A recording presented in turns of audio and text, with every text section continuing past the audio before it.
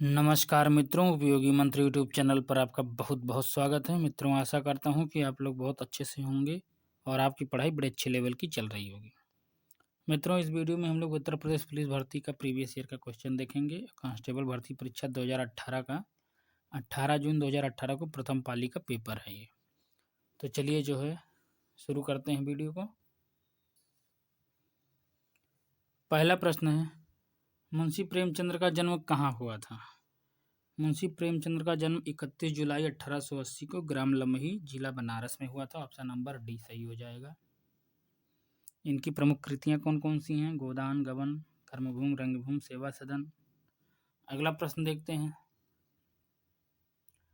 निम्नलिखित में से कौन सा उत्तर प्रदेश का सबसे पुराना विश्वविद्यालय है? तो उत्तर प्रदेश का सबसे पुराना विश्वविद्यालय है इलाहाबाद केंद्रीय विश्वविद्यालय, जिसकी स्थापना हुई थी 1887 में। अगला प्रश्न देखते हैं, उत्तर प्रदेश के किस शहर को पूर्व का ग्रासे के नाम से जाना जाता है? फ्रांस का एक शहर है ग्रासे, जो विश्व की इत्र राजधानी के रूप में जाना जाता है। उसी प्रकार उत्तर प्रदेश का कन्नौज शहर भी इत्र नगरी के नाम से जाना जाता है, तो इसलिए ऑप्शन नंबर डी सही हो जाएगा। अगला प्रश्न देखते हैं, किस पड़ोसी देश को land of the thunder dragon कहा जाता है और इसको लैंड ऑफ थंडर बोल्ट भी कहा जाता है? तो ये है Bhutan. Option number D. Option number D. अगला प्रश्न देखते हैं, 2017 में ये करंट अफेयर्स का क्वेश्चन है, नोबेल पुरस्कार किसको मिला था? अब नोबेल पुरस्कार 2023 में जिसको जिसको मिला है वो आप नोबेल पुरस्कार पढ़ के जाइए, इसको स्किप करते हैं अभी। पाकिस्तानी सीनेट में विपक्ष की पहली महिला नेत्री कौन थी? तो ये भी करंट अफेयर्स का क्वेश्चन था। उस समय जो है पाकिस्तानी पीपल्स पार्टी की शेरी रहमान बनी थी, तो इसलिए जो है पहली बार बनी थी। करंट अफेयर का क्वेश्चन था।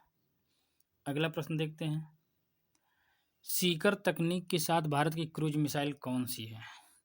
ये सीकर तकनीक मतलब सटीकता को जो है एकदम दर्शाता है, तो ये सीकर तकनीक सबसे प्रथम ब्रह्मोस में यूज हुई थी।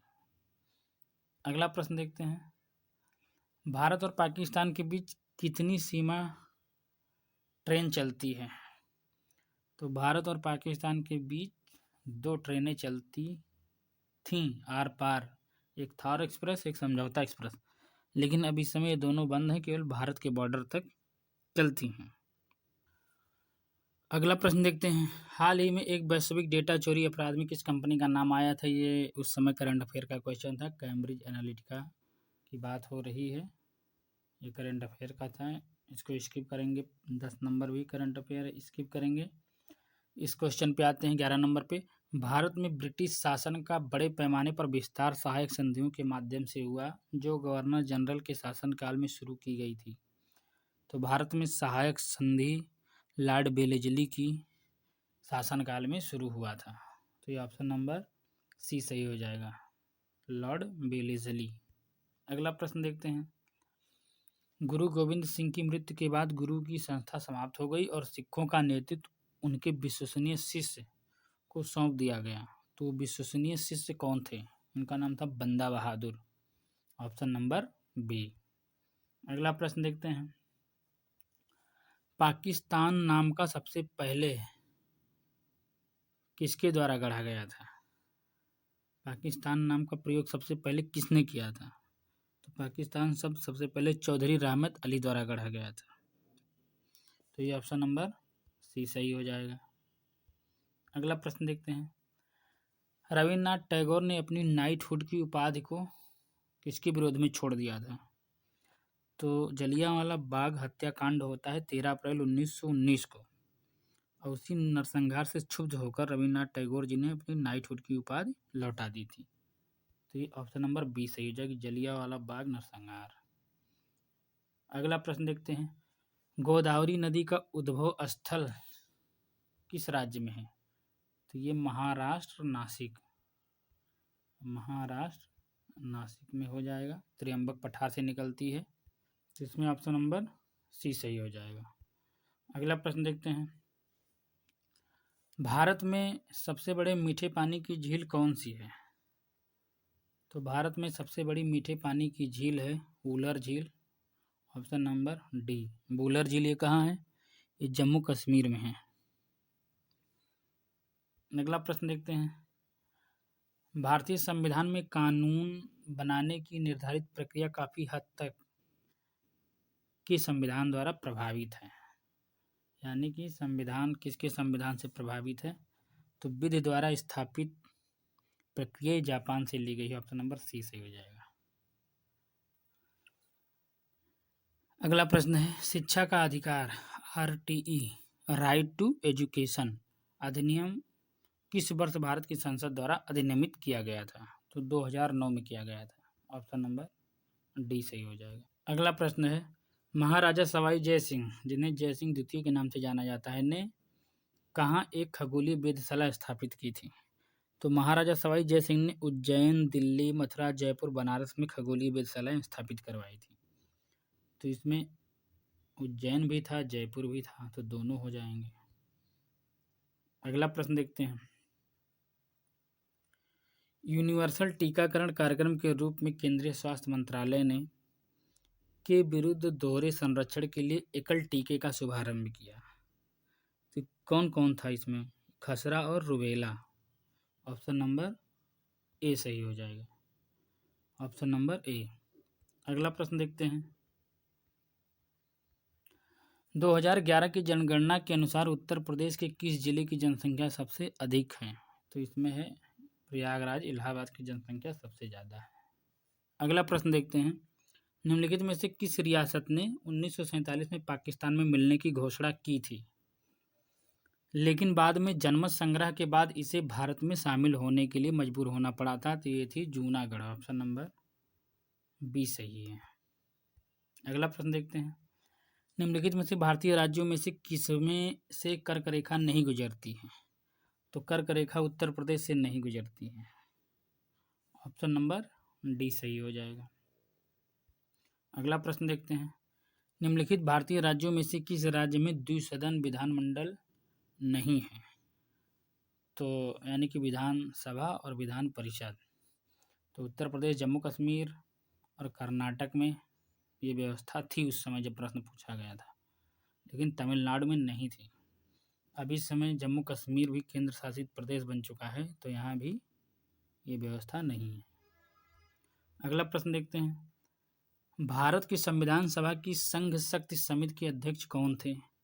तो संघ शक्ति समिति के अध्यक्ष थे Pandit Jawaharlal Nehru, option number D सही हो जाएगा। अगला प्रश्न देखते हैं, प्राचीन गणित पुस्तक गणित सार संग्रह किसके द्वारा लिखी गई थी? तो गणित सार संग्रह महावीराचार्य द्वारा लिखी गई थी, ऑप्शन नंबर बी सही हो जाएगा, ऑप्शन नंबर बी। अगला प्रश्न देखते हैं, किसने एक अंग्रेजी पुस्तक अनलीशिंग इंडिया लिखी है जो बताती है कि भारत 25 से 30 वर्षों में महाशक्ति कैसे बन सकता है?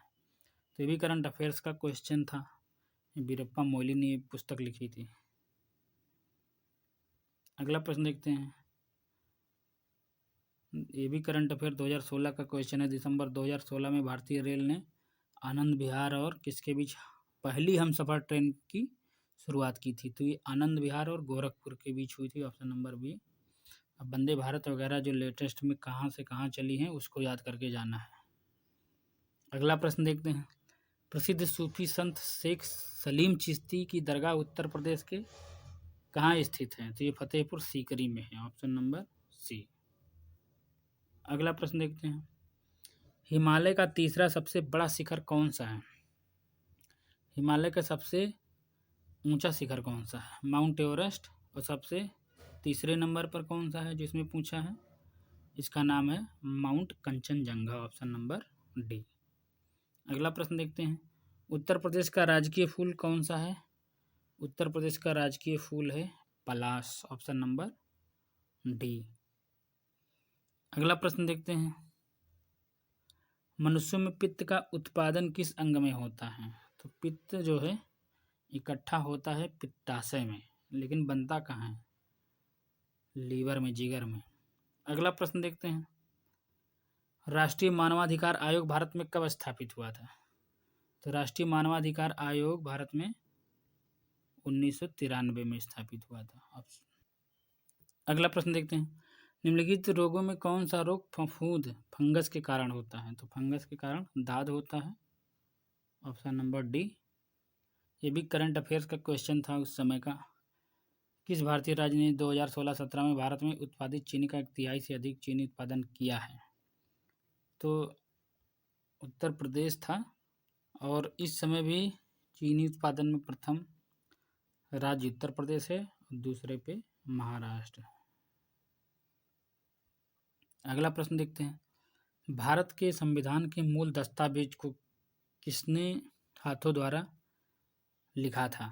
यानी कि ये प्रेम बिहारी नारायण रायजादा की बात कर रहा है, ऑप्शन नंबर सी। अगला प्रश्न है, विटामिन B7 का रासायनिक नाम क्या है?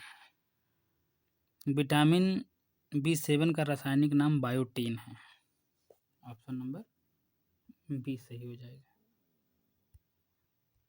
अगला प्रश्न देखते हैं, हॉकी दिग्गज मेजर ध्यानचंद का जन्म कहाँ हुआ था?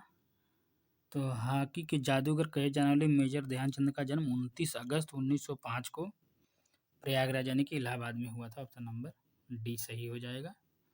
वीडियो देखने के लिए बहुत बहुत धन्यवाद।